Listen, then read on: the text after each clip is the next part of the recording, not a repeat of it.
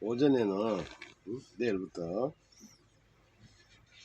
일요일날은3:30 แล้วไปได้ยังครับ 3시 30분 됐나요?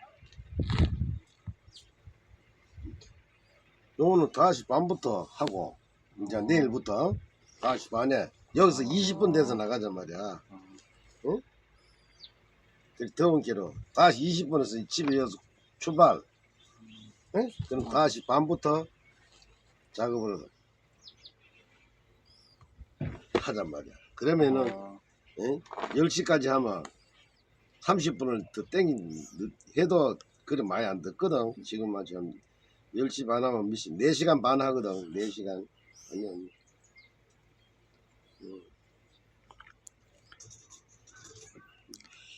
เป็นไดสอนพาเฮ็ดได้อยู่บ่ฮะได้บ่ 그건 봐. อยู่ในนี้ 어떡하? พี่น้องนี่แหละชีวิตความแตกต่างเนาะระหว่างไทยลาวกับเกาหลีเว้ากันใส่ยังบ่ฮู้เรื่องในโทรศัพท์พี่น้องเอ้ย 저부터는 จะแม่นลำบากชีวิตแบบลำบากแฮงพี่น้องเนาะให้ไปฉีดสเปรย์พี่น้องนี่คือฉีดหมากมันน้ำยาโอ้ยเมื่อยแฮงพี่น้องเอ้ย ชีวิตของเกาหลี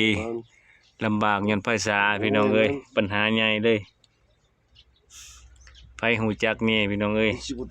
คอมเมนต์มาบอกนี่เด้อมื้อนี้เพิ่นให้เบิ่งเนาะแน่พุ่นมึงแน่พุ่น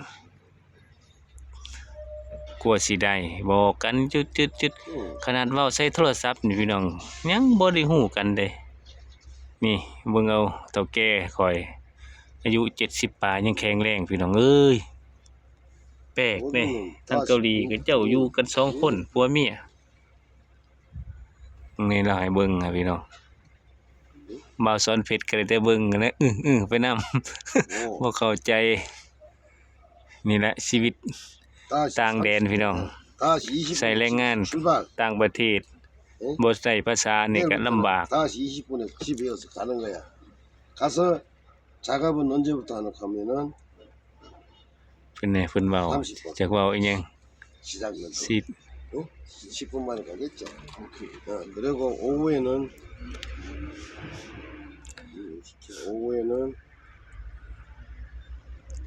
이렇게 4시부터 하면 응? มึงเนี่ยเพิ่นเว้าจักเว้าหยัง 4시에 여기 그래 3시 40분에 50분에 가면은 4시부터 이거 일을 하면 돼. 이거 스프레이 안 해도. 응? 그러면은 ให้เลิกจังโมงมื้อ 아침에 นี้ 4시간 반 했으니까 시간 끝나는 시간이 있잖아. 그거 맞춰 갖고 오후에 7시까지 하든지. 응? 맨날 하든지 해가 더 길면은 เพิ่นสอนบอก 한 30분 ในโทรศัพท์เนาะ 앞에 땡기든지. 그래 하루에 그래 하루에 ยังคือว่าได้ยินซูชิบ่าวสอนเพชรว่าซูชิคือหยัง พี่น้องนี่แหละความแตกต่างจากเกาหลีกับลูกน้องกันความแตกต่างเว้าภาษาบ่รู้เรื่องกัน 오전에는 자 5시 20분 반부터 내일은 5시 반부터 시작되는 거야. นี่พี่น้อง 공부해. 아이고, เมียเพิ่นพี่น้องนี่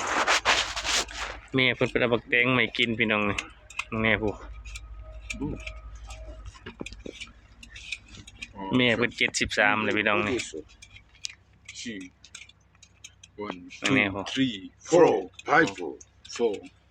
사진 4 찍어주라. เอ้ย 이렇게 해야지. 사진 찍어주라. 그래 내일은 5시 20분 가서 สวย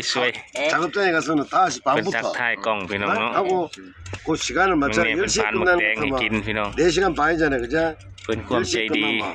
시간 다 모한다. 그래 다 덮어서 뭐해 그래 오후에는 4시 돼 가서 7시에 들어오면 돼. โอเค 아, 모네. 이쌀 때는 좀 더. 참외 딸 때 이제 좀 더. 그때 좀 돼. 요새 적어도 뭐. 아직까지는 많이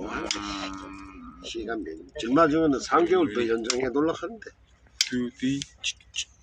칙칙은 이제 그것도 할 시기가 있다니까 막 하고 나면 또 다른 거 해야 돼. 못날 นี่ 따지 หมัก 못날 แตงพี่น้องโอ้ยหวานแห้งนี่ 그래 5시 30 다 30분인데 17시 올리라고 뭐 먹어 นี่พี่น้องเบิ่งเอาหมักแตงนี่ 17시 30분 하면 되나 임마 우유 먹어 딱 찍어 นี่พี่น้องเนาะนี่ชีวิตอยู่เกาหลีเดี๋ยวใช้เบิ่งข้างนอกพี่น้องนี่นี่คือข้างนอกพี่น้องเว้ยบรรยากาศเกาหลีเนาะสุดยอดเลยทุกคนเนาะ 반 มีปุดม้าตัวนี้ 3시 30분 อันตรายพี่น้อง 3시 30분 บรรยากาศบางนี้มีแต่ภูเขาพี่น้องสวยงามบ่ 30분에 ทุกคน 간단 말이야 가서 일하자고 더워서 지금은 못하니까 이따가 4시เบิ่งเอาพี่น้องเบิ่งเอา 이따가 가면 돼 요거 먹고 놀다 가면 뭐가 4시 돼서 하던 거 보고 해야 돼 지금 있잖아 남겨놨는데 บรรยากาศนี่รถ 시간 되면 ฮุนไดคือประเทศลาวนี่ฮุนไดพี่น้อง 거기까지 가봐가 พี่บ้านเพิ่นจักบ้านไฟนี่เล่นนี่บ้านเจ้านายเด้นี่พี่บรรยากาศแต่ว่าจักต้นอีหยังนี่สวยแห้งงามแห้งพี่น้อง 4시 4시นี่พี่ก็เจ้าเฮ็ดเวียกเก่งเลยเกาหลีนี่อายุหลายขนาดแต่ว่าเฮ็ดเวียกแต่ลูกเต้าเพิ่นบ่ค่อยเห็นโอ้โอ้งามดีได้เกาหลีนี่ความแตกต่าง 너한마 นี่พวกโอ้ย 사진 찍는다고도 더웠구만 야이 진짜 와이 참 พี่น้องเบิ่งเอาชีวิตกับเกาหลีสวยงามสวยงามบรรยากาศท้องไร่ท้องโอ้ยบ่มีไร่มีนาหรอกพี่น้องมีแต่ภูเขานี่โอ้ยจะมันงามภูเขาลูกนี่สุดยอดนี่พี่น้องต้นหอมใหญ่ก็มีนี่เพิ่นเอาให้2หัวหันโอ้ยจะเป็นคักพี่น้องนี่พี่เบิดอืดต้นหอมมองว่าใช่ได้กินน้ำเจ้านายได้ต้นหมอกต้นไม้ทั้งพี่มีเบิดงามพี่น้องเบิ่งตรงนี้พี่ทางเข้าบ้านนี่อยู่ในภูเขาดิพี่น้องงามงามมีความแตกต่างแห่งกันหลายอยู่ฝุ่นพี่น้องโอ้โหแต่ความสะอาดพี่น้องนี่เบิ่งเอานี่สะอาดแห่งเลยในบ้านบ่มีขยะก็เจ้านี่มองบ่ใส่ไปถิ่มขยะมันอยู่ข้างล่างนี่บอกพี่น้อง